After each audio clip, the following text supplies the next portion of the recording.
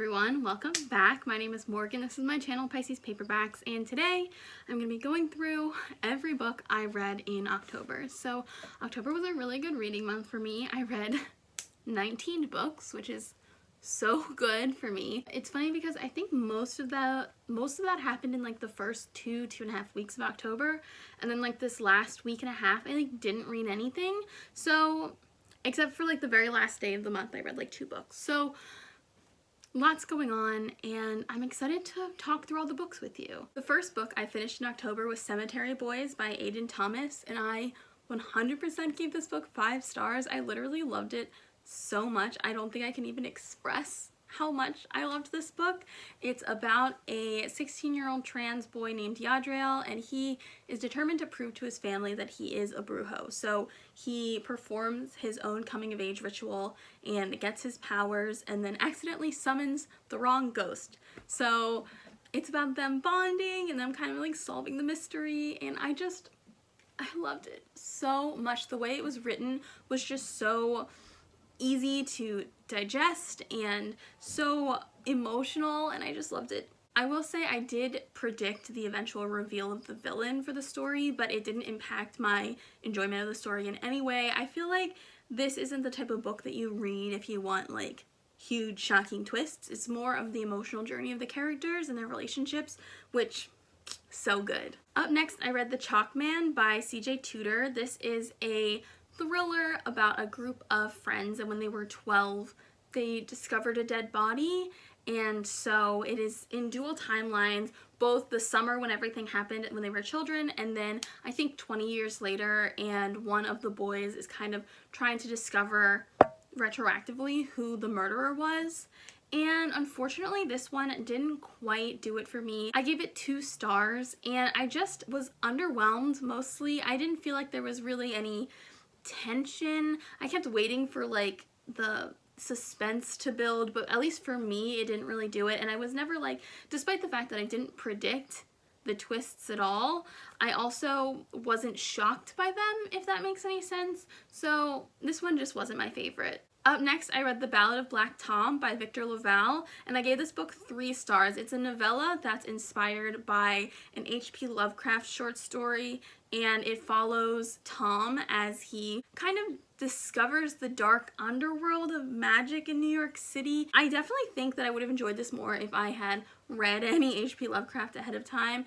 I did like the writing, so I would be interested in reading more from this author, but maybe something that isn't quite so referential. And not that that's a bad thing. I think it was very purposeful that it was extremely referential to the original story, but I just think that it wasn't effective for me as someone who didn't know the original source. Next I read Conjure Women by Afia Atakora, and I gave this book 3 stars. It follows Rue, her mother Miss Maybell, and their master's daughter Verena in the years directly before, during, and after the Civil War, and I thought it was really boring. But here's the thing, I think this is a good book.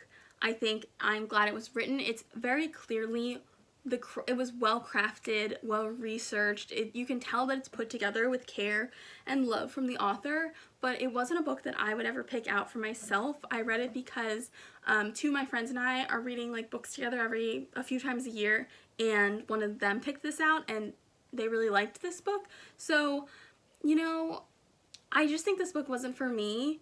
And that is not a knock on this book at all. I think this is an incredibly well done book that deserves any recognition that it gets. It just wasn't my favorite. Next I read City of Ghosts by Victoria Schwab, which is V.E. Schwab, who is currently getting a wave of recognition because of her new book, The Invisible Life of Addie LaRue, which I'm very excited to read eventually. And City of Ghosts is about a 12-year-old girl whose parents are ghost hunters, and her dad's a skeptic and her mom's like the one who really believes and loves folklore. But the thing is, she can actually see ghosts, and it is a bit disruptive to her life. So when her family gets a TV show deal, they move to Edinburgh to film their first episode, and there she kind of enters a city of ghosts and a mystery unfolds. I loved this book. I gave it 4 stars, and it was just so cute and heartwarming, and interesting, and I loved the writing. I'm really glad that I liked this one because the only other book that I've read by this author, it was A Darker Shade of Magic, which is the first book in that series, and I didn't love it, although I have some renewed interest of reading the other 2 books in the trilogy, but I really just loved City of Ghosts. I'm really excited to read more of Victoria Schwab's middle grade because I think that might be where I like really can get into her writing, although I am going to be reading her adult stuff, and I just loved it. I can't wait to read the second one. Up next, I read The Only Good Indians by Stephen Graham Jones, and I gave this book 4.5 stars. It was a really interesting horror novel about a group of old friends who are, I believe, Blackfeet Indians, and they are being hunted by the vengeful spirit of an elk, and I just loved it. It was really creepy, and the mounting tension was like impeccable. Highly recommend this book. It is also on Voices. The next 3 books I'm going to only briefly talk about because I made a whole video of me reading these horror novels at night. And so the first one is I'm Thinking of Ending Things by Iain Reid. I have a physical copy, but I lent it to my brother, so I don't have it right now. And this was really good. I gave it 4.5 stars. So fucking creepy, mindfucky, holy shit. And then I read The Haunting of Ashburn House by Darcy Coates. I gave this one 4 stars. I really enjoyed like the haunted house aspect. It was really just like a fun horror movie in book form, which I've said like a million times, and I'm definitely going to read more from her because I do love formulaic authors, and like all of her books are haunted house stories, so like I'm very excited to get into that. And then I read Thornhill by Pam Smy, and this one I actually gave 3.5 stars. I really enjoyed the gothic elements of it, and I think I took a gothic short story class in college, and I think this would have been an incredible book to analyze in that context. I just felt a bit uncomfortable with it being in the middle grade section because the end does deal with suicide in a way that I don't think condemned. I don't know if that's the right word to use, but I just feel like it's not addressed, and it should have been. So I don't know. I have mixed feelings about this book despite the fact that I really enjoyed it. I forgot to hold them up, but here are The Haunting of Ashburn House and Thornhill. The next book up is The Last Time I Lied by Riley Sager. This is my first Riley Sager book, but I did read another one later on in the month. And this one follows a girl whose name I don't remember as she is returning to the summer camp where something tragic happened when she was 13.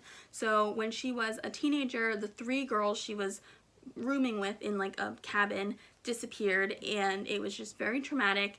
And so now the camp is reopening for the first time, and mysterious things are starting to happen. She's investigating to see if she can get a little bit of closure, and I enjoyed this book. I've noticed that I do have some trouble with audiobooks where around the 60% to like 75% mark, I am just so bored. At that point, I personally feel I'm like, okay, we've gotten most of the clues, we've gotten most of like the inciting events and like all of the setup at this point, and then from 60 to 75%, it's just like dragging on to like build suspense, and like it's not just this book, it's like every thriller I've ever read, and I just get so bored. At that point, I'm like, okay, we get it, let's just get to the twist, get to the reveal, like, come on. So I did struggle with that in this book, and then I really liked the very last twist of the book, but the main reveal, I found a bit underwhelming. I don't know, and I don't know, I liked the writing. I thought it was really easy to get through, but I didn't like love this book, and that's really all I can say about it. Next, I read Clap When You Land by Elizabeth Acevedo. I listened to the audiobook because she narrates her audiobooks, and this is her second novel in verse, so I thought that that would be a really good way to listen to it. And this book follows 2 sisters, and one lives in the Dominican Republic and one lives in New York, and they find out when their father dies in a plane crash that they are half-sisters. So it's kind of dealing with how you process grief when the person that you love and miss kept this huge, really hurtful secret from you. And unfortunately, this is my least favorite of Elizabeth Acevedo's 3 novels. I think my favorite is still The Poet X, and then With the Fire on High I read earlier this year and adored. And so this one was just, for me, a little bit underwhelming. I felt like the two girls were unevenly developed, so I was more invested in one story than the other. And then also because the story was kind of split in half, I felt like the main climactic point didn't have enough of a foundation of development in the rest of the book. So I don't know, this one I still really liked it. I still think it was beautifully written and beautifully narrated, but I definitely would recommend people listen to The Poet X and then listen to this one. I don't know if I said this, but I gave that one 3 stars. Then I got a Kindle and I read, that same night I read The Perks of Being a Wallflower by Chbosky, and I fucking cried for like 3 hours and I gave it 5 stars. What a good book. I always thought that book was like probably overrated. I heard about it for the first time when the movie came out, so it wasn't like something I was even aware of before then. And I've seen the movie a couple times, not like really paying attention, but like watched it, and I was like, okay, the movie's fine, the book is probably fine. That book is so good. That book deserves every bit of praise that it has ever gotten. Oh my god. So it is an epistolary novel where the main character, Charlie, is sending these letters to an anonymous person, basically following his freshman year of high school, making friends, discovering himself, kind of working through a past trauma, and oh my god. There were a few too many pop culture references, so sometimes that like took me out of it because it's very much trying to take place in, I think, 1991, even though it was published in 1999, and I don't know. It was very good, and oh my god. Spoiler for hopefully next month, but I'm trying to read Stephen Chbosky's second book, which is a huge fucking adult horror novel, but I started it like 2 weeks ago, and I'm not even halfway done, and it's not even the book's fault. Like, it's not boring. It's going so slow that I'm just like, I can't get through like more than 10 pages at a time, and I'm struggling. Next, I read The Luminous Dead by Starling. This is a book that I've heard very highly recommended from Cece from Problems of a Book Nerd, and then Kate Feel, who has a booktube channel as well, and they both loved this book. It is a sci-fi horror starring a queer main character, and she is a caver, and on this human colony on this planet, one of the ways that you can really make money is becoming a caver. So you go into these caves like alone with just you and like a handler team on the surface, and it's very scary and very dangerous. And when they first started doing this, basically it was like almost 100% death rate, but they've kind of gotten a little bit better at avoiding the whatever it is, that unknown that just kills them. So this book is about the main character, I forget her name, and she realizes that she doesn't have a handler team. The only person she has is M. So M is the girl who's running the whole show. She is like very controlling, and it's kind of this like isolation, suspense, atmospheric horror thing. Unfortunately, I did not like it, and it was a little embarrassing because I started listening to this book right after I put up my audiobook recommendation video about how much I love audiobooks, but I think audiobook might have been the wrong choice for me to listen to this one because I could not get over the narrator's voice. There was nothing wrong with it. Like, the voice, she was fine. She did a good job, but her voice was too like light and airy, and my brain was like, this does not go with the atmosphere or the tone of the book at all, and I kept getting distracted, and it was really off-putting for me for some reason. And I'm sure if this narrator had literally narrated anything else, I would have been like, yeah, it's totally fine. For some reason, this book, I really struggled, so I gave it 2.5 stars. I didn't find it particularly suspenseful, and I unfortunately didn't enjoy it that much. Next, I read Night Theater by Vikram Paralkar, and I gave it 3 stars. This is a super quick short book about a doctor in a small town in India, and he kind of hates his life. He's only in this very small rural town because he's trying to escape a scandal that happened in like the big city. And one night when he's contemplating just like leaving it all behind, a family of 3 comes to his practice and tells him that they have been killed earlier that night, and he has until sunrise to mend their wounds, and then they'll be brought back to life. So it's a bit of a fable, a bit of a parable in tone.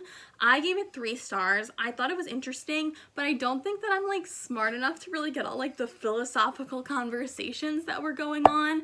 And I think that maybe somebody who's a little bit more interested in that kind of introspection about religion, philosophy, belief, and faith would probably enjoy this book a little bit more, but it was well written and it was interesting. I just don't think that I'm smart enough to get it, so 3 stars. Next, I read House of Salt and Sorrows by Erin A. Craig. This is a spooky 12 Dancing Princesses retelling that has been making the rounds on BookTube this year, and I really liked it. It follows Anna Lee, who I believe is the 6th of the 12 sisters, and it starts off right after their 4th sister has died. So the eldest 4 have passed away, and they're beginning to, Anna Lee at least, is beginning to think that there might be something more behind the death than just tragic coincidence, and that there may be someone trying to kill them. So she starts to investigate, and it just spirals out of control. I was pretty like neutral, like enjoying the book but not particularly impressed for most of it.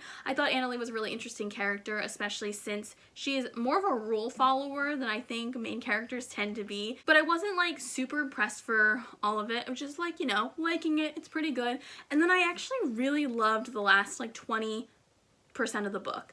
I thought it really went there with the horror and like the gross unsettling imagery, and I really liked the character development, the twists. I was blindsided and I really liked them, and the end of the book just really cemented for me, like, yeah, I really enjoyed this book, and I will definitely be picking up more of Erin A. Craig's books from now on. I don't know if this was her debut, but if it was, I really liked it, and I gave this book 4 stars. Next, I read Home Before Dark by Riley Sager, and I gave this one 3.5 stars, so I did like it more than Last Time I Lied, but I still wasn't super like impressed by the final reveal. I really liked this book because it is a haunted house story. It basically follows this woman, her name's Maggie, I think, and when she was a child, her family spent 20 days in this giant house and then fled in the dead of night. And so her father wrote a really famous book chronicling their time in the house, and now as an adult she has inherited the house and she's going back to investigate and see if her father was like a huge liar, because this book has influenced every moment in her life. It's very like, is it paranormal or is someone just fucking with her? And I really liked those elements. I love haunted house stories, so I'm probably a little bit more willing than most to just be like, it's a ghost, let's have fun with the ghost. So I really liked that aspect of it, but I wasn't super impressed by the reveal of the eventual villain. I don't know, 3.5 stars. I still liked it. I will probably read his other 2 books, but okay, last 3 books. So up next I read Transcendent Kingdom by Gyasi, and this is an adult fiction following a woman who is trying to basically understand addiction and depression in the neuroscience field, because her older brother died of a heroin overdose when she was a child, and her mother kind of has fallen into a depression and has never really gotten out of it since then. And I really liked this book. There wasn't really a plot. At some points I was like, this feels like a memoir. The nuance and thoughtfulness that her introspection is written from, I believe her name is Gifty, and the introspection that her beliefs and reasoning and action gets, it felt to me like a memoir, because oftentimes in fiction things just happen and the main character will react, but there's not really analysis or thought given to those reactions. It's just kind of subtext because it's fiction and there's a plot to go with.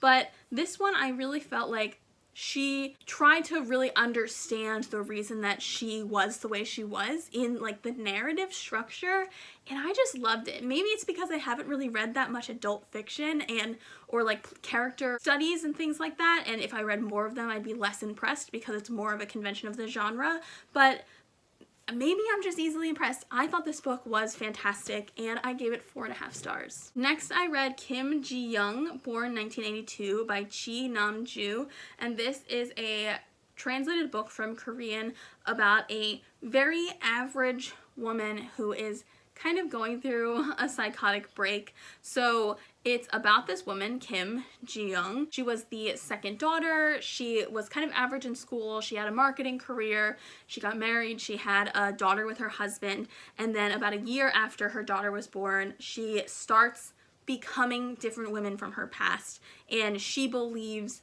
completely that she is these women from her past. And her husband has her go to a therapist. And then this book is her therapist's account of Kim Ji-young's entire life.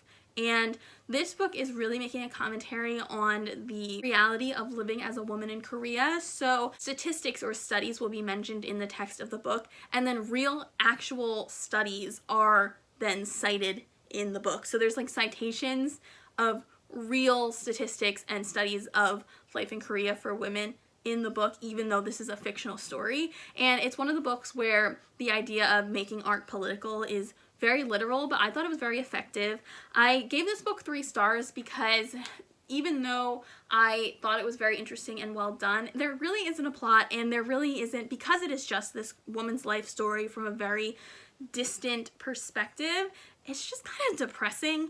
And I would still recommend it if you're interested. It was very well done and very eye-opening. There was a lot of things that I didn't know about gender equity and workplace equity in Korea that I thought were very interesting. And I found out about this book because Ariel Bissett mentioned it on her podcast, so that was a really great recommendation, and I am glad I read it. Alright, lastly, I read Caste by Isabel Wilkerson, and this is a new nonfiction book about caste in America, and the argument of this book is that while racism, like structural racism, is built into everything in our country, this book argues that race is just the characteristic by which the American caste system was built. So, and caste is a much stronger control and tie to society than racism, I guess, is the argument of this book. It was extremely well written, extremely well researched, and extremely depressing, especially to listen to, like, right before the election. Like, I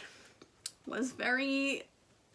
oh my god, it made me cry at one point because I was just like, dear God, this is horrifying. But it was very well done. I think the problem for me is that I didn't find it had an overarching narrative structure that made it really gripping for me. I think that it would be incredible to read in a more academic or discussion-based setting, so reading a chapter at a time or reading chapters assigned to like specific subjects and then talking about them with friends or peers or things like that. But reading it independently as a casual reader, I found it hard to stay connected to the overarching narrative story because it wasn't really organized in a way that like followed history or followed a certain path. It was just kind of like chunking topics together, if that makes sense. But I really enjoyed it. I think I'm going to give it 4 stars. I haven't really thought about the rating for this one. I find it hard to rate nonfiction, especially when it's not the fact that the content was to my disliking or the writing was to my disliking. It just, I had trouble connecting with the voice of the writing, if that makes any, I don't know if that makes any sense, but that is how I felt about it. That is it. That's all 19 books that I read this month. Hopefully I can keep up the pace next month, and I will see you guys soon. Let me know if you read any of these books, and if you like them, let me know if you think any of them sound cool and you might pick them up, and I will see you guys next time. Bye!